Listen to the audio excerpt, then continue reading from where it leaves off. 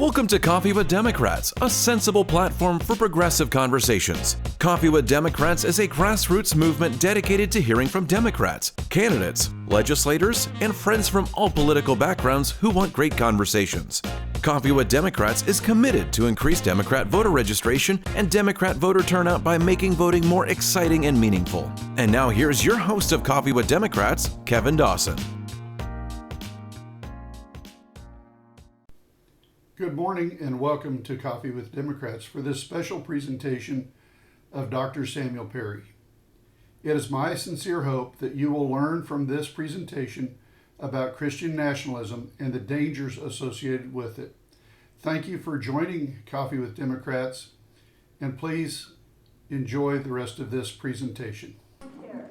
Melinda? Yes. I need help because I left my glasses at home, doctor, and I can't read the thing. But this lady's going to help me introduce our speaker. Yes, sir. Thank you very much. Yes, I'll get out here. Dr. Samuel Perry serves on the faculty of the Department of Sociology at the University of Oklahoma and lives with his family here in Norman. Dr. Perry's field of study is race, religion, and politics. I need to change my glasses. Apparently, I need to hold it a little closer. Can you relate to that? His most recent work involves religion and contemporary political division has propelled him to the forefront of the national conversation about Christian nationalists. Ever heard of them? Mm-hmm.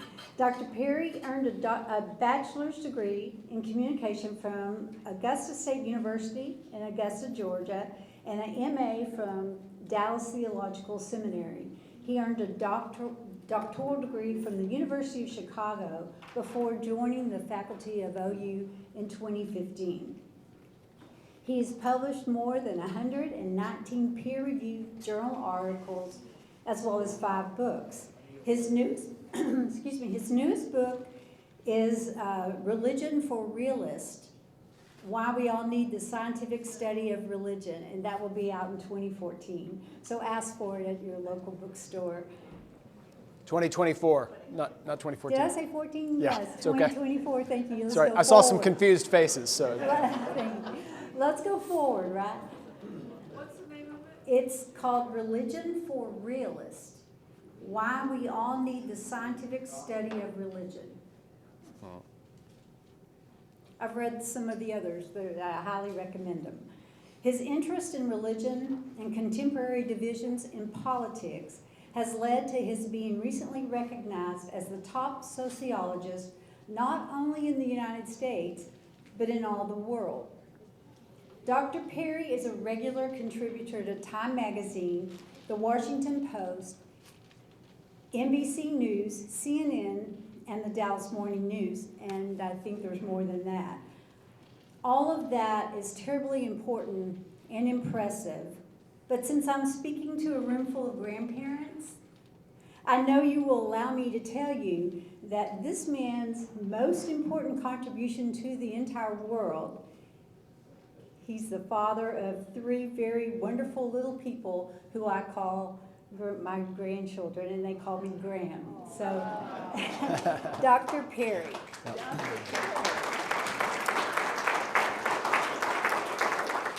Thank you. I've never had an introduction like that. That's great. Yeah. Yeah, could you hold that real quick? There we go. Can y'all hear me okay? Is that better? Okay. Thank you so much for having me. What a privilege to be here. I'm so excited to be able to share a little bit of research and some thoughts with y'all. This has been a busy month for me because of some commitments that I have to what I'll be talking about today, and this is trying to mitigate polarization in the United States. Most of what I talk about these days, what I've been researching about for the past, let's turn this off real quick. This might be distracting. There we go.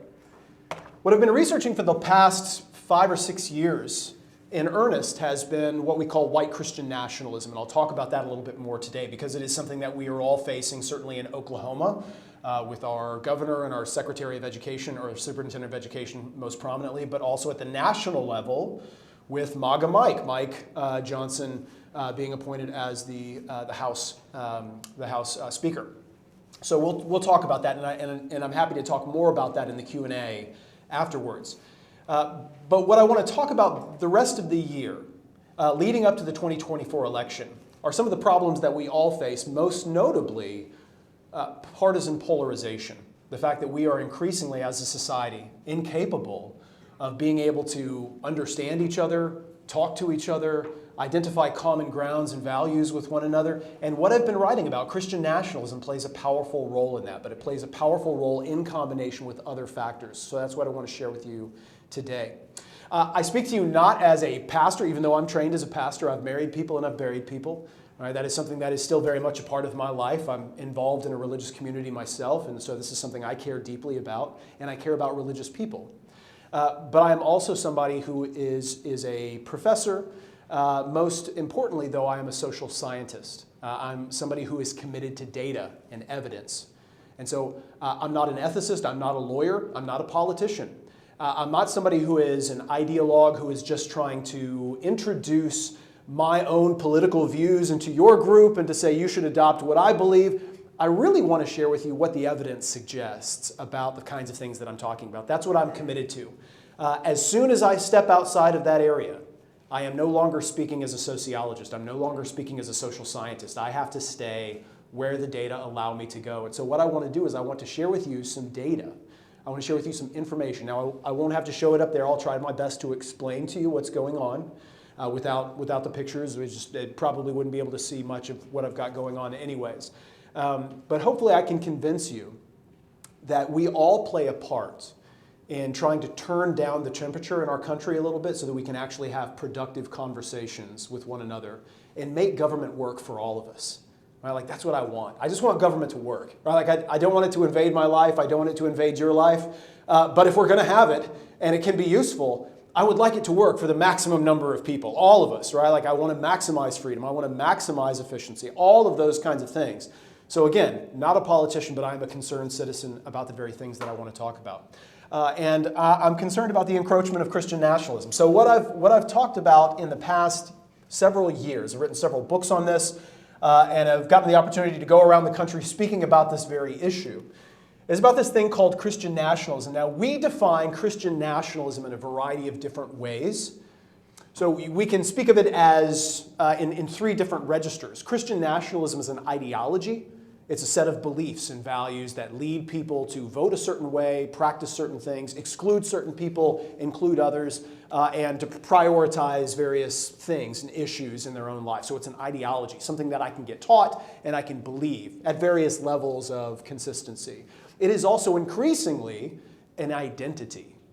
So that is something that has happened within. That's a new thing.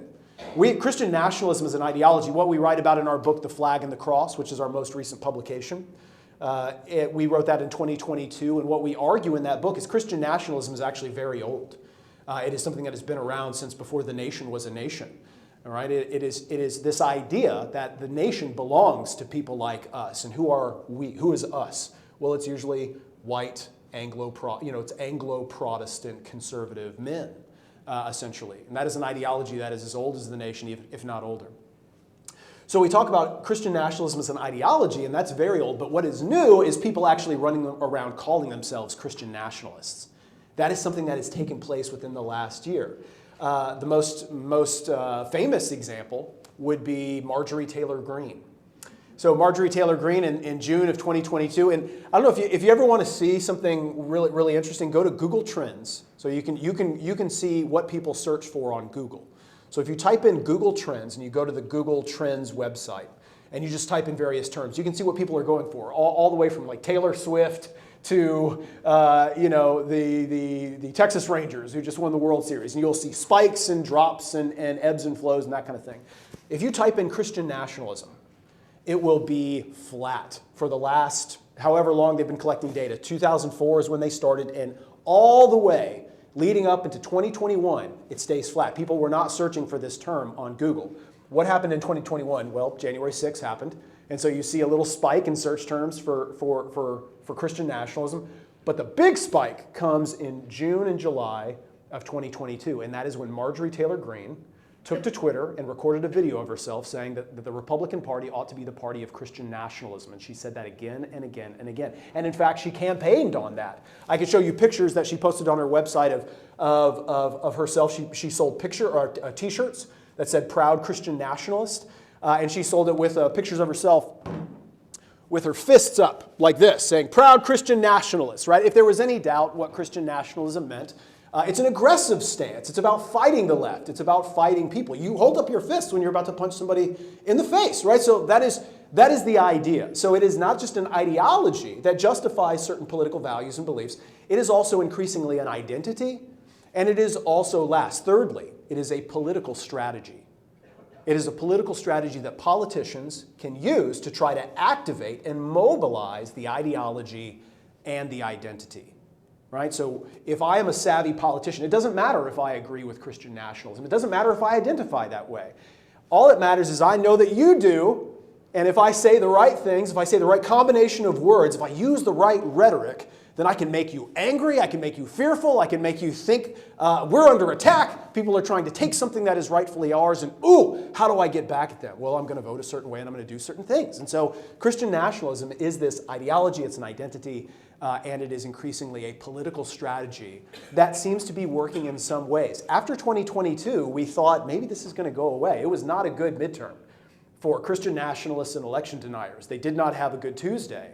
And yet it's come roaring back, and we see this with Mike Johnson, we see this with other politicians. It is still a form of rhetoric and politics that is going to play a role in 2024 leading up to that.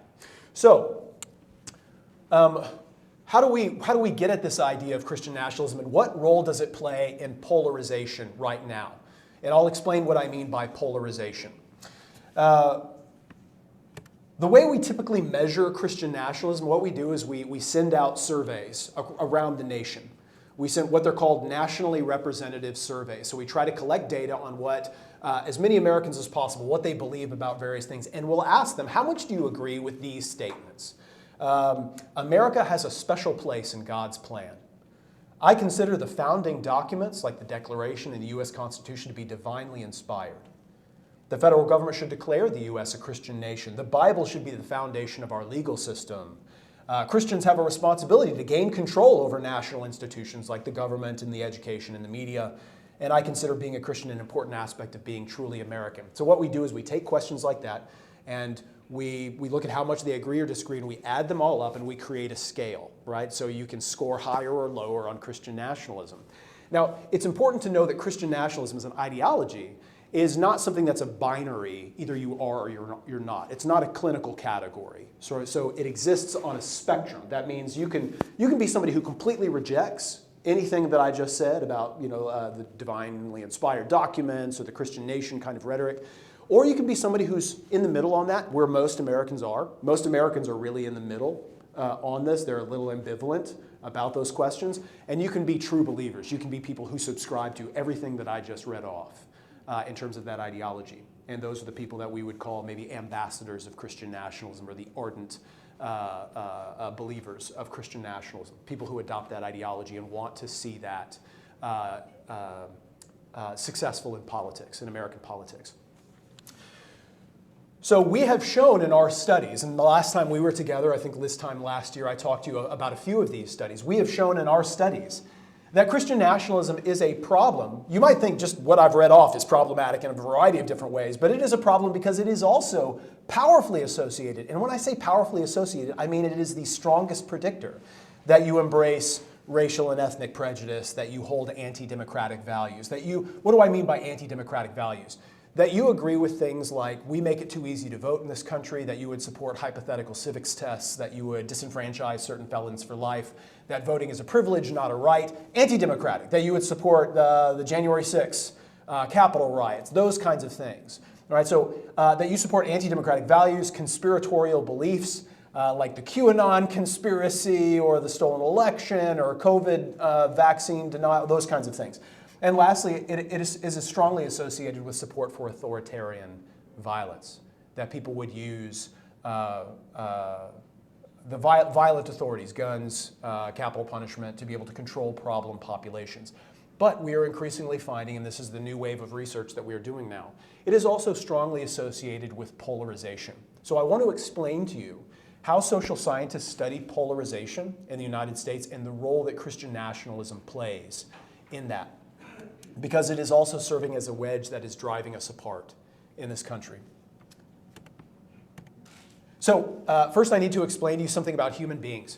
So human beings, if you didn't know, are not only social, but we are groupish. What do I mean by that? So we're not only social in that we long to be in relationship with one another. We want to talk. We want to share our experiences. We want to have relationships with other people. But it's not just that. We are groupish. What I mean is that we tend to evaluate our own sense of identity, who we are, and what we're supposed to do and the kinds of values that I hold in groups. Right? It is a fiction, a fantasy, and sociologists are famous for saying things like this, but it is a fiction that we are some isolated, that you are an isolated person who has their own independent kind of values without the influence of outsiders, your parents, your neighborhood, your friends, all of those things, the media. All of that is shaped by a sense of who you are within a community, your sense of identity, and who you belong to. Even when I answer questions on surveys, we ask these questions about how often you attend church and what do you think about the Bible and how they answer various questions. And we can show that when people answer such questions, people lie about their church attendance all the time. They do. They lie. It's famously inaccurate. Right? So they will say that, judging by what people say on surveys, like 50% of Americans are in church weekly, right? Like, that's not true, right? That's not true at all. But what's going on there? Well, they look down a list of options and they say, what kind of person do I want to see myself as within my relationships? Am I a religious person? That's a social identity. I see myself as a religious person. Therefore, yes, weekly attendance, even though that's not even close to true, right? So we often answer questions in light of who we are, our social identity. That's important. So we want to group up. We have a tribalistic, and I don't want to mean that so negatively, but we have a tribalistic mentality. Once we start to identify with a group, I start to support that group, right or wrong. That's the way it works with sports teams, right? We know that. Sports is such a good example of that, right? If I become a fan of a sports team, I love that sports team, and I assume the best of the people on that team, don't I? And who are their opponents? Who are their rivals? Oh, I hate those guys, those degenerates, right? Look at them, smug, cheaters, right? Like we actually have lots of experimental evidence that shows that as soon as we start to identify with the sports team, we assume the refs are on their side, that we assume their coaches are dishonest, we assume they're cheating in some way if we lost. We just do this, and we do this in politics, and we do this across the board in a variety of groups. So we are not just social, but we are groupish. It is the basis, our groupish nature is actually the basis of most of our cognitive biases. Our inability to see the truth, our inability to see facts. If you have ever had a conversation, I'm sure you have, with somebody, and you feel like you have presented the facts, you've presented the evidence to them, you've systematically dismantled their argument, right? And yet they are just as dug in as they ever have been, and even more intensely determined to deny what you've just shown them. What they're thinking with is not their reasoning ability. They're thinking with their groupish, right? They're thinking with like, this is my team, this is my identity, and what you're doing is attacking my identity and saying that I am wrong, right? And so we have a problem with that, and that ends up being really important when we talk about polarization and why we can't talk to one another. I want to teach you a word today. You think you can learn a new vocabulary word? Right? Maybe? Maybe. Well, I'll quiz you afterwards, and we'll see if you stick with this. Okay, so this is a term, not just one word, it's 3 words, but the term is social identity complexity. Social identity complexity. All right? So we'll try to remember that. I'll use it a couple of times. Social identity complexity. What that refers to, this is a concept in social psychology that is decades old, but what it refers to the reality that when my various groups that I'm involved with, like all of us are involved in various kinds of groups. You're involved in Cornbread and Beans, Cleveland County Democrats. Maybe you are involved in a church community as well. You're also probably a part of your neighborhood, and you're active participants in your neighborhood. You're also Americans, and you're also, maybe you identify with a particular racial or ethnic group. You have lots of identities and lots of groups that you're involved with. Social identity complexity is the degree to which you believe, when you think about all of the groups you're involved with, you think of people who are just the same, right? Like exactly the same, or you recognize the diversity in those groups. That's high social identity complexity. So think about this. When I have high social identity complexity, I recognize that I am involved in a lot of different groups and they are diverse. And they overlap in some ways and they share common values, but they're different in other ways, and that's okay. Right? My relationships, my in-groups, the people that I love, the people that I know, the people that know me are all different.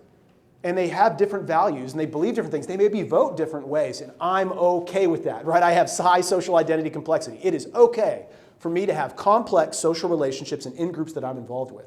Somebody who has low social identity complexity thinks about the people who are in their most important in-groups and they say they're all the same. They're all the same in religion, nation, race, political values, partisan membership, all of those kinds of things. That's low social identity complexity. Can you guess which group tends to be the more intolerant group? It's the people with low social identity complexity. It's actually a powerful predictor that you are a relatively intolerant person because you feel like the people that matter to me are all alike in these very important kind of lists. So here's how polarization has worked within the last 5 decades in the United States, or 4 decades. We have gone from a society in which your various group identities really didn't tell us much about your partisan membership, like what political parties you were involved with. Here's the famous example, the one that blows my students away because they've never known anything but this. In the 1970s and early 1980s, you were statistically just as likely to be an evangelical Democrat as you were a Republican. There was no difference statistically. In other words, if somebody introduced themselves and they said, I'm a Southern Baptist or something like that in 1980 when I was born, you would not know, you would not be able to statistically guess which party that they're a part of. That obviously is not the case now, right? That is, the Republican Party is 40% evangelical, white evangelicals and 80% white Christians, right? So what has changed? Well, what has happened is we have sorted. So what has gone on over the last few decades is we have gone from a group we have gone from Americans that are mixed up in a lot of identities, but we have different partisan memberships, and now we have neatly sorted to where everybody who is Republican is increasingly characterized by a set of identities. They're increasingly disproportionately white, increasingly Christian, increasingly suburban or rural, very, very few urban Republicans. What else? Even consumption habits, right? Like if I know you drive a pickup in Oklahoma, I can guess, right? Like I'd probably have a pretty good probability of guessing what's going on. Versus where you are, say, on the Democrat. If you tell me that you are a Democrat, right? You are increasingly associated with being secular or non-Christian religion, some minority religious group like Jewish or Muslim or Latino Catholic. Also ethnically diverse. The Democratic Party is not just ethnically diverse, but increasingly disproportionately ethnically diverse. In other words, the Democratic Party is increasingly diverse in a way that has outstripped the diversity of the United States. We're more diverse, or not we. I'm political independent for reasons that I'll talk about in a second. So, what we see in partisan sorting is we have a situation in which somebody tells you which party they vote for. It tells you more about them socially than it ever has in the modern era, right? It tells you what kind of car they drive. It tells you what kind of beer they drink. It tells you where they shop or don't shop, right? It tells you probably what part of the region that they live in, urban or rural, suburban, and it tells you a variety of other things. What that means is that these identities, these group identities, increasingly overlap. The Venn diagram of these identities are becoming a circle to where they really are the same people. Like they're increasingly overlapping, and we are sorted, efficiently sorted. And so what I've just described for you is a situation in which we as a country are manufacturing low social identity complexity. We're manufacturing a situation in which, when I think about my in-groups, there isn't any complexity there. They really are the same people, right? Like they really are overlapping in all of these important social identities. And it's creating a situation where we distrust and dislike and really don't even understand each other. I mean, have you ever thought that? Like you've thought, I'm sure you have, because I have, a lot, right? I think about the kinds of things that people say Right? I think about the kinds of like positions they hold, the stuff they say publicly, like you can see it recorded or just or the things that you see on videos and you say, what are these people thinking? I don't understand that world, right? We are increasingly in that situation to which we do not understand each other, and what we do understand with one another, we really don't like, right? That is a problem. It is difficult to have a functioning democracy when we can't have adult conversations about the values that we share and the things that we differ on. And I believe that a commitment to democracy is not only a good thing, it is a necessary thing for us to all benefit from a society where we can all enjoy the fruits of just good governance and important things that we all share. But here's the hard thing. A commitment to democracy is a commitment to being the adult in the room. And that's hard, right? It is. It's a commitment to being the adult in the room. It's a commitment to saying, what can I do in my part to turn down this partisan rhetoric, to try to understand other people, to try to build relationships in a way that is healthy and constructive. And it doesn't mean you compromise on everything, but it does mean you have to compromise some when it's necessary, right? So that we can all benefit from those things. So I want to talk about how that works. So this is the data that we are working on right now. This is the research that we are conducting. What we have found when we study Christian nationalism in our, let me go back, let me step back for a second. If the problem is partisan sorting, where we increasingly like stack all of our identities together to where we are manufacturing low social ID compliance, everybody we know is like us, religiously, politically, racially, and everybody I know is just like me and across the most important identities in their life, rather than this complex, diverse group of people. If the problem is sorting, then the solution is what political scientists call cross pressures. So cross pressures. So I've already introduced a couple of concepts to you, right? So remember, we've got social identity complexity, we've got sorting, and we've got this thing called cross pressures. What are cross pressures? Well, cross pressures means that when I have overlapping relationships with people who are not necessarily like me, I'm involved with groups, and I maintain involvement in groups with people with whom I disagree on important issues, right? Like, and it doesn't mean I set myself up for abuse. It doesn't mean I walk in the door and start fights, right? Like, I'm not talking about that. I'm talking about being a part of communities and relationships with people that I love and they love me, but we disagree. That's what I mean. That's cross pressures. And the least polarized Americans, the Americans that are willing to say, I don't hate the other people, are the people who experience cross pressures in their life. And the most polarized people, the people that are most doggedly partisan toward their own group and they hate the other group, are the people who do not have relationships with others. They are neatly sorted. Everybody they know is just like them. Does that make sense? All right.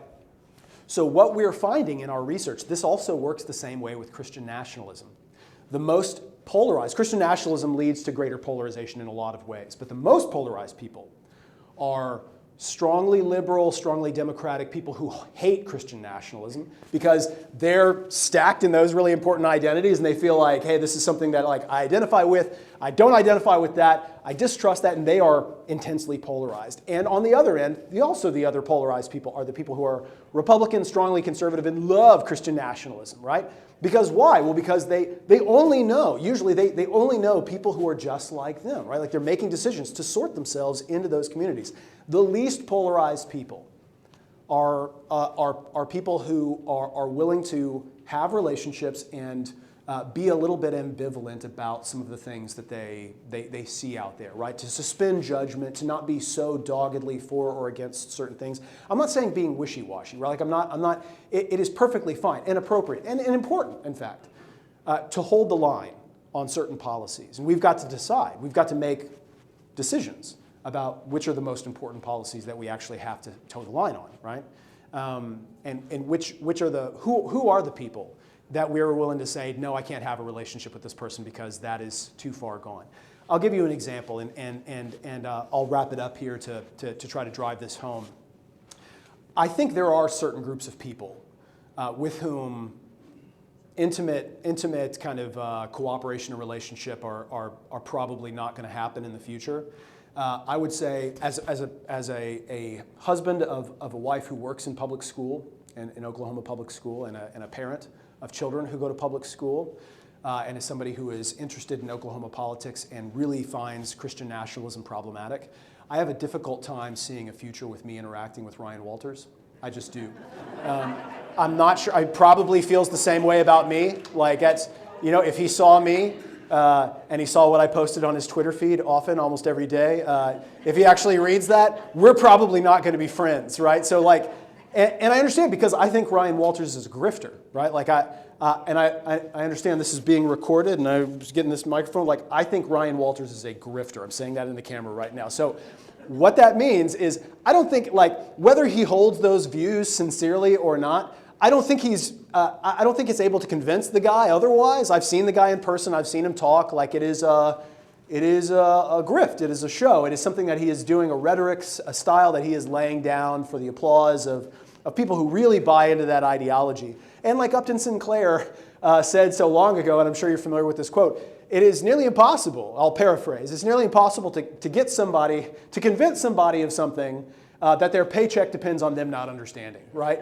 And Ryan Walters is that, in my opinion. But that's not most people, right? Like, most people are not, right? So, like, I get that Ryan Walters, I'm probably not going to be in Bible study with Ryan Walters. I understand that.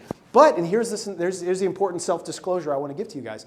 I am involved personally. Like, I'm involved in a church with people, the vast majority of whom don't agree with me politically. I attend a local evangelical congregation here in Norman, Oklahoma. It is a loosely affiliated Southern Baptist church with Southern Baptist roots. I lead a community group in my home on Sunday nights, where I invite families over and we have dinner together and we talk about the Bible. And I lead a men's Bible study on Tuesday morning, where we go through a book together and we talk about those kinds of things. And I don't know if I agree politically with anything these folks believe. But I know they love me, and I know that I love them, and I know that they've been in my home and they've seen my family, and we can have conversations.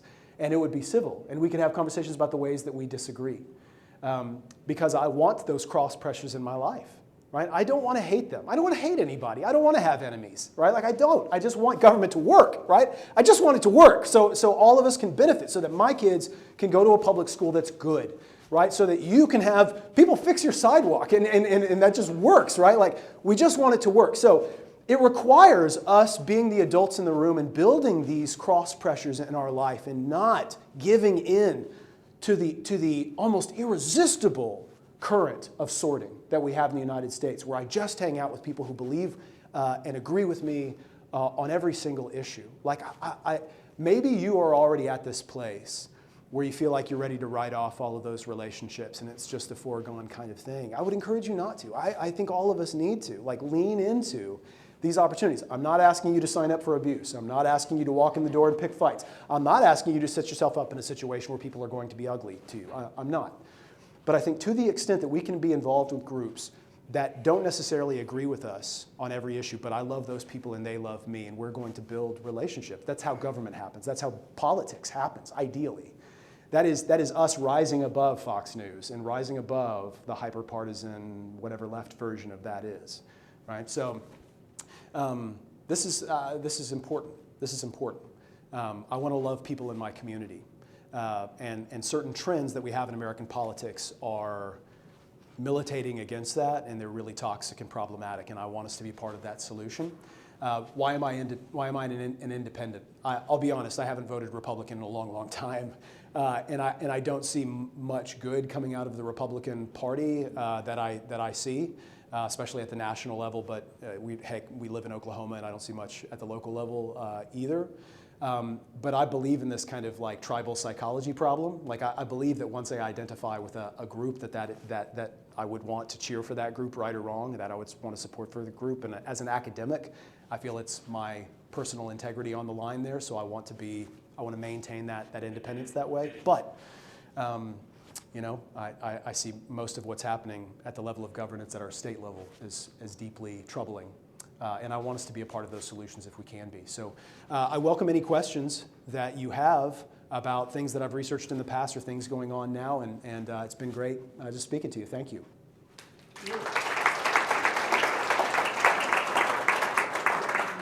Keep their questions. We don't have to run the microphone back. Sure. We have a question from back there. Ted Metro, he shot his head up there. Professor, Yes. did you see class as a variable in your research? Yes, absolutely. Yeah. Oh, sure. I'll repeat that. Where'd my Diet Coke go? I don't know if there's any. Oh, did you take my Diet Coke? Sorry. Thank you. That's all right. Well, it doesn't have any lime in it. She loves Diet Coke with lime. Okay, so I'll repeat the question. How does class factor into my own research? So that's such a wonderful question, and it's really important. It actually plays a powerful role in Christian nationalist ideology and political strategy. So I'll refer you to an important book written by a political scientist at Yale and Berkeley. It is. I'm so jealous of the title of this book. It's called "Let Them Eat Tweets." It's such a great one, So Let Them Eat Tweets by Hacker and Pearson, Jacob Hacker and Paul Pearson, and what they argue is, and this is important, you'll love this. Okay, so they argue there's an important political scientist at Harvard named Daniel Ziblatt, and years ago he came up with this concept called the conservative dilemma. So the conservative dilemma, which may be a little bit tendentious, I'm not sure if I like that title, but conservative dilemma, here it is. You defend the establishment. If you're a conservative, you defend the establishment, you defend economic elites. People who have the money and always have, you defend them. You want to make sure that they keep their money, right? So that's the conservative problem. But in a democracy, you face a dilemma because you actually have to win popular elections, right? So you have to win elections, but you also have to defend power, and you have to defend institutional power, the people who have always been the ruling religious class or the economic class mostly. So how do you do that? You face a dilemma. How do you answer the conservative dilemma? Well, you can only do it in a couple of different ways. And one of those, and one of the best strategies for doing that, is you have to get working class people, mostly like in the United States, it'd be white working class people, to vote against their own economic interests for the sake of doing that. Well, how do you do that? Well, you just lie, right? Like you scapegoat, you point to other people and you say, ooh, those are the problem, right? Those immigrants, right? Like those minorities taking jobs, like these people asking for more than they deserve. They want big government, they want handouts. Look at those, oh, they're cutting in line. You've been waiting patiently in line. You working class white people have just been waiting patiently, working hard. All you expect is just to move up the economic ladder, but the government, those Obama and Hillary, what are they doing? Well, they're just letting all these people cut in line in front of you. And so what you do is you get them to forget that I'm actually like, it would be great if I had better health care, and it would be great if I had stronger union support. And it would be great if I had all of these economic social safety nets to where I don't have to worry about money as much. But I'm going to vote against those things so that I can make sure that I screw over the immigrants, or that I can go against these terrorists, or that kind of thing. What you do is you substitute culture war issues for economic issues, and you get a bunch of people to vote against your problem. So that is the solution to the conservative dilemma. Does that sound familiar? It should, right? Like that's the way you do it. And Christian nationalism is a part of that because it's a part of that culture war strategy. It's a way that you can say, don't pay attention over here. Look at all of these people trying to change our culture, right? This is, if we're talking about Ryan Walters, I think this is actually a great example of his whole ballgame because Oklahoma is 49th in public education. As somebody who has their kids intentionally in public schools in Oklahoma, and I'm a professor, I value education. I'm a professor. I want my kids to do well, and I want them to be bright and smart and achieve in that area. That bothers me, right? But if I have given up on being able to fix that problem, or I really don't have much concern about fixing it anyways as a politician, what am I going to do to make it seem like I'm doing stuff?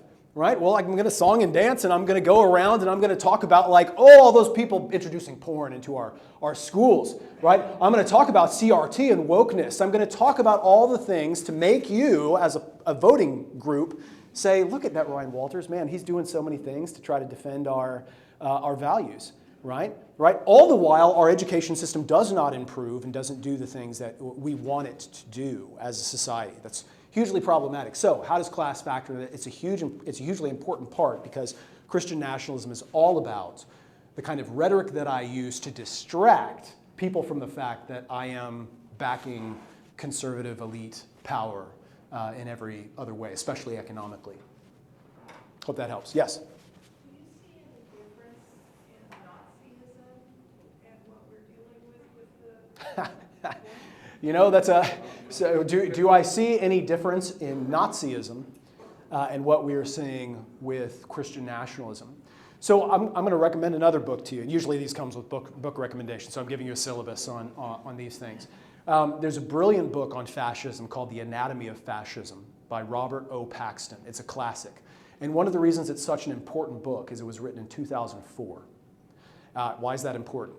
Well, because you can make an argument that, and I'm willing to admit this, you can make an argument that any books written about fascism post-Trump in the United States can be read and rejected by conservatives as like, oh, you guys don't like Trump, and so you're just kind of throwing the slur of Nazism or fascism at Trump, and you're just kind of writing a book about how Trump is this fascist kind of thing because you want to demonize him. This is 2004, right? So before anybody ever comes on the scene, and you read this, and it feels like, wow, like you just told the future 15 years ahead of time. Matter of fact, I posted about that book on Twitter today. Quote, so let me just actually read you a really important quote from Robert O. Paxton at the end of this, because he's talking about, could an American fascism be in the future? What would it look like? What would it look like if we had an American version of fascism? Scary to think about, I know, but let me just read to you the quote that I used. So he says, can fascism still exist? We need not look for exact replicas in which fascist veterans dust off their swastikas. Collectors of Nazi paraphernalia or hardcore neo-Nazi sects are capable of provoking destructive violence and polarization. But as long as they remain excluded from alliances with establishment necessary to join political mainstream or share power, they remain more of a law and order problem than a political threat. Much more likely to exert the influence are the extreme right movements that have learned to moderate their language and abandon classical fascist symbolism and appear normal, right? And he goes on. So I'll just read you another a paragraph or two. The language and symbols of an authentic American fascism would, of course, have little to do with the original European model. So he's saying this is the world's expert on fascism and how this has taken place. It's a great book. It's a really good one. And a great one on Audible if you're into listening to books. So it would have little to do with the authentic, the Italian or German fascism. They would have to be as familiar and reassuring to loyal Americans as the language and symbols of the original fascisms were reassuring and familiar to the Italians and Germans, as George Orwell suggested, because he wrote a book about nationalism. It's an important book. Hitler and Mussolini, after all, had not tried to seem exotic to their fellow citizens. No swastikas in the American fascism, but stars and stripes and Christian crosses. No fascist salute, but mass recitations of the Pledge of Allegiance. These symbols contain no whiff of fascism in themselves, of course, but an American fascism would transform them into obligatory litmus tests for detecting the internal enemy. Around such reassuring language and symbols, in the event of some redoubtable setback to national prestige, maybe we lose, like we're hurting economically or something like that, Americans might support an enterprise of forcible national regeneration, unification, and purification. Its targets would be the First Amendment, the separation of church and state, and efforts to place controls on gun ownership. Ooh, sound familiar? Desecrations of the flag, unassimilated minorities, and artistic license and dissident and unusual behavior of all sorts that could be labeled anti-national or decadent. Right? So what Paxton is saying is he's laying out, like, if we ever had an authentic American version of that, it wouldn't be the same kind of thing like where people are doing like swastika kind of salutes and really egregious, obviously horrible kind of things. It would seem normal, and they would use the language and the symbols that we're all used to, and they would amplify that and use those as in-out kind of things. So I have said this, so I've said this in writing and I've said this on record elsewhere. Christian nationalism, white Christian nationalism as we've understand it, I don't think is full-blown fascism, but I think it's kind of a proto-fascism. It's a fascism on the way. It is an ideology that if the right institutional supports were in place or ripped apart, constitutional protections against such things were overturned, if elections were delayed, if those kinds of things were just thrown out, then I think Christian nationalism would be the ideology that supports a fascist reality in the future. So it's something that how do we protect against that? So just briefly, because I want to give like what's a positive spin on that kind of thing. Well, we protect against that thing, one, by making sure that politicians know that that is not a winning strategy. They've got to lose, right? Like that political strategy has got to lose. And so what am I mobilizing against in 2024 and other elections? I want to make sure, like if Republicans win, Republicans win. Like that's, and maybe in lots of parts of the country, they already know this isn't a kind of language that flies in my neck of the woods. But in certain parts of the country where that works, where people are responding to that language in a positive way, Republican politicians have got to know that that is not a kind of rhetoric that we put up with, that we don't like it, that does not work, even in their base, right? Like that we discount it. And we've got to make sure that we ensure voting rights. We've got to make sure that everybody can vote. One of the most famous quotes of all time is Paul Weyrich on this subject, 1980. He gets in front of a group of Christians, including Ronald Reagan, including George W.A. Criswell, including Tim LaHaye, and all of these Christian right leaders. Paul Weyrich, the co-founder of ALEC, American Legislative Exchange Council, and co-founder of the Moral Majority with Jerry Falwell Sr., said, I don't want everybody to vote. Elections have never been won by the majority of voters and never have been. Quite frankly, he said, and I'm almost quoting verbatim, our leverage in the election goes up as the voting populace goes down. Right, you remember this quote, right? So what does he mean? Well, he means that our winning depends on some form of voter suppression, of making sure that people don't want to, or people feel like it's too daunting or they can't. And so we've got to make sure that we protect democracy that way. Good question. Sorry that was a long answer, but that's, yeah.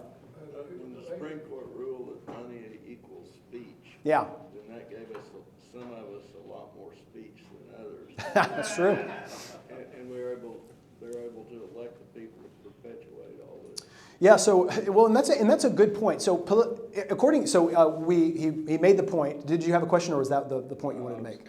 Okay. So he made the comment, and I want to comment back on that. So he made the comment that when the Supreme Court ruled in Citizens United that businesses and corporations were also citizens, and they could have free speech, and that means they could donate unlimited funds to, say, campaigns, that gave some people more free speech than others by virtue of just them having limitless funds. An interesting irony there is that over the past 10 or so years since that decision happened, most of the money we see going into elections is not coming from corporations. It's not P&G, and it's not Pfizer, it's not these groups. It's actually wealthy individuals that are primarily making up most of like the funders. So don't think Coke Corporation, think the Koch brothers, right? Like they're the ones, it's the billionaires, it's the people who are actually doing most of this donating in a way that is honestly, it's kind of bizarre because it ends up being a way that they don't necessarily, like the billionaires, maybe they realize sometimes you win, sometimes you lose some. A lot of them aren't that ideological. For them, and there have been political science studies that actually follow these folks and say, like, why did you donate all that money to this campaign? And you'll be surprised, like, actually, a lot of them is just about power. It's just about, and I don't mean power as in, like, I get to lead. It's about, like, taking pictures with holding pictures on the wall and going to that dinner and meeting celebrities and glad handing people. It's about the stuff that rich people just kind of like to do. And it's really not about like, I'm so ideologically driven by all of this partisan whatever. It really is far more about like, I feel like a big shot because I got kissed up to by this politician and I got my picture and we got this. And what do I care about money, right? Like they just do it. And so it's kind of a fascinating thing. So you're right. Some people do have more free speech. It hasn't come primarily from the corporations. It's from billionaires. Yeah. I always oppose public financing of elections like John McCain wanted. Yeah. They fight that tooth and nail to lose all this power. Yep. That's true. Hey. Hi. Hi. I'm very interested in what you said about sociologists being social scientists and following the evidence. Yes. My own training is in history and law. Okay. And maybe we interpret evidence a little differently. But one of the things I wanted to ask you about particularly was shortly after a poll came out that showed, I can't remember, it either showed Biden and Trump as name, or it showed actually Trump a little ahead.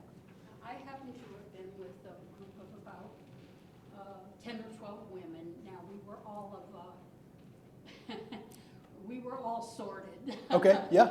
But I said, who here has been polled in the last 15 years? Right. One. The only one of us who still had a landline, and she doesn't have caller ID on her landline, Right. so she just answers it if it rings. Right. The rest of us had cell phones. We don't answer it if we don't know who it is. Right. Of course. So where did they get this evidence for polls from, and where do sociologists get their evidence from? Right. So so where the question was, because of, say, the problem that all social scientists and pollsters are facing, that people don't answer their phones, if they don't recognize the number, of course they don't answer it. And if they did recognize the number, it said pollster, like they wouldn't answer it anyways, right? So like, how do people who depend on survey data for their evidence, how can they trust or think that's reliable, or how are they even gathering data now? It's a great question. So it's a mixture of a variety of different methods now, because it has become more and more difficult. There are some surveys that, believe it or not, still go door to door, and they knock on people's doors and they'll come back 10 times and make sure they get it, because they want to make sure this is a representative sample. Well, so this is something that they are very cautious about, but they realize that is also a risk. And if somebody threatens to shoot them, they don't go to that house again. Yeah.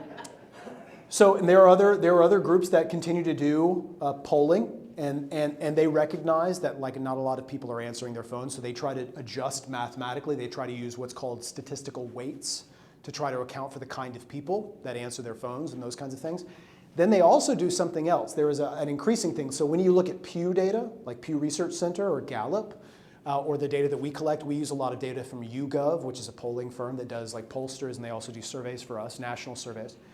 What they do is they do online panels of people who agree to take surveys, right? Like, so people opt in. They say like, hey, I think surveys are interesting. I like answering questions. Maybe they even get a little bit of money for doing it.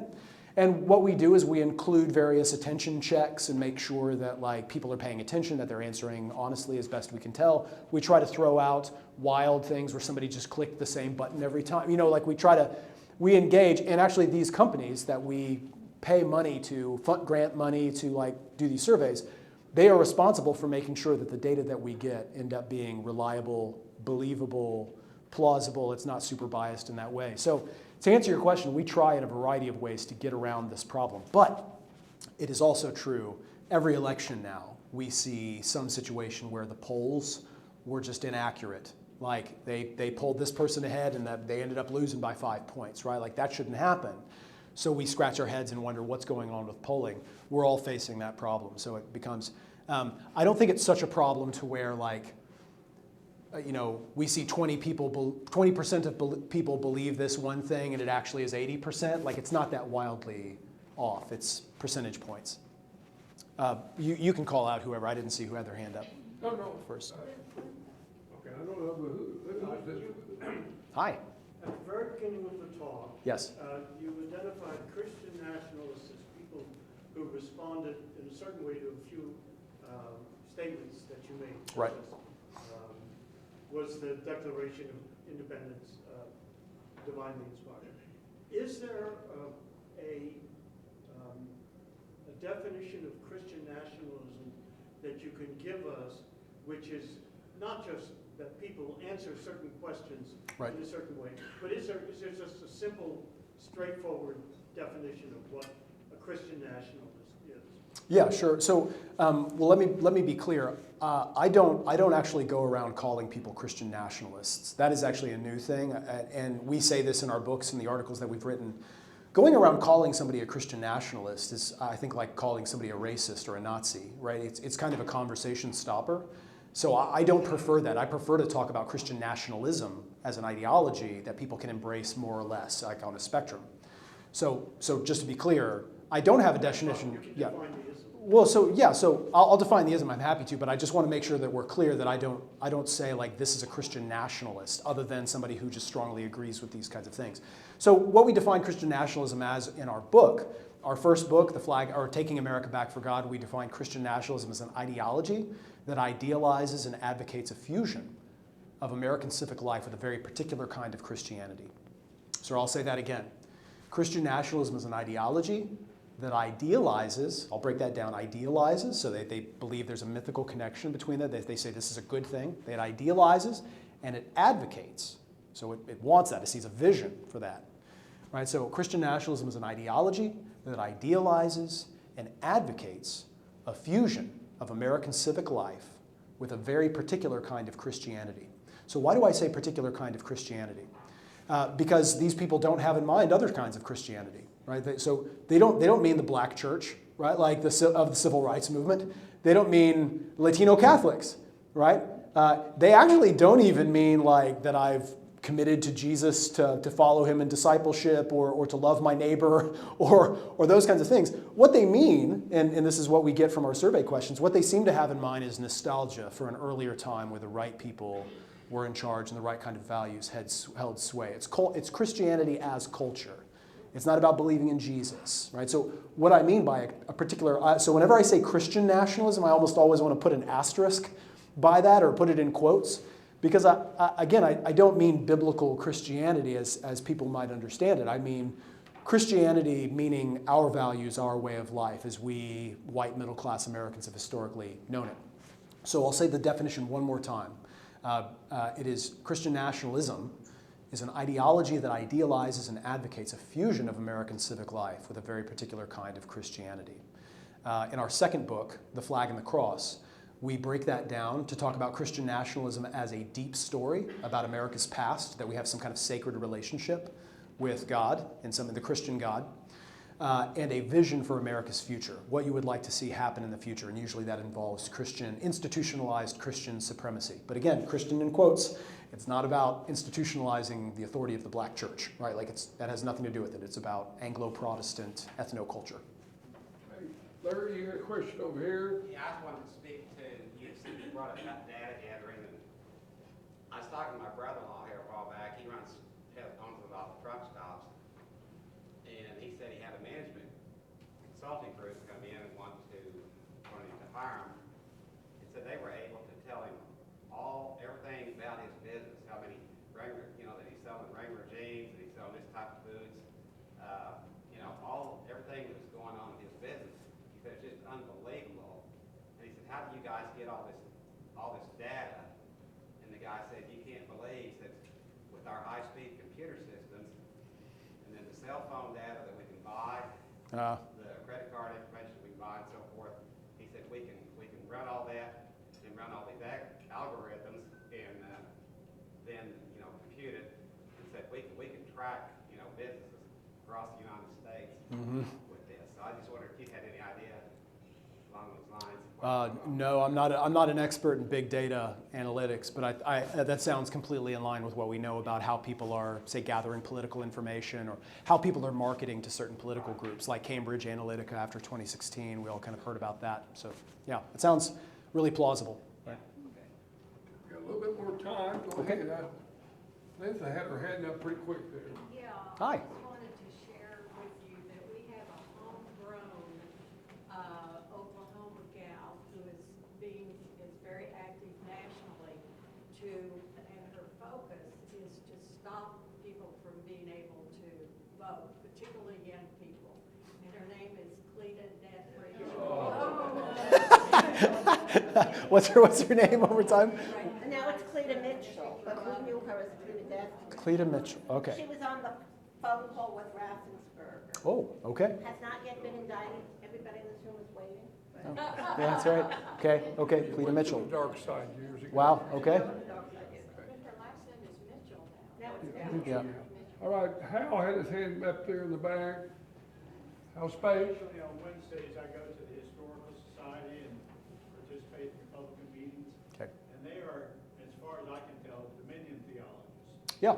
And what's the difference between Dominionism and Christian nationalism? Yeah, so I think Christian nationalism doesn't require dominionism. I think dominionism would be a subset of the kind of thing that I'm talking about. So he was asking, what's the difference between dominion theology and Christian nationalism? So dominionism is something that you might find in certain churches, You might find it associated with a guy named John Rousas Rushdoony and his son-in-law Gary North. But this is an idea that Christians are called. One of the questions that I asked in that battery of questions has to do with this idea that Christians are called to take control of the institutions of government, education, and the media. You might have heard of something called the Seven Mountains Mandate. Seven Mountains Mandate is a part of this idea that Christians are called to take control over the various important institutions in government and culture. That includes education, the media, all of those kinds of things. So dominion theology, I don't think is actually held by a large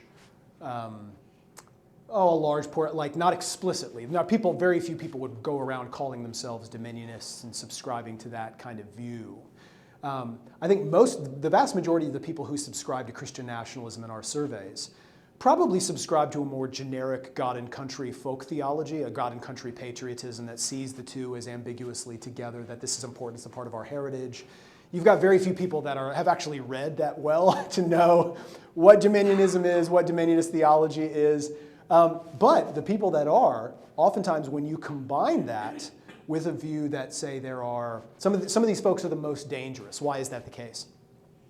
So the most dangerous folks, and we've shown that this in survey data as well, the most dangerous folks are the folks that combine Christian nationalism with a belief that there is some kind of future battle, that there is this Armageddon, that there is a belief that there are angels and demons at war with one another, and I play a part in that kind of thing. That's a prophetic view. Why is that the case? Well, you've combined Christian nationalism, the belief that something is being taken from you, from God, really. But you also combine this with the idea that we have a hand in this cosmic battle between good and evil.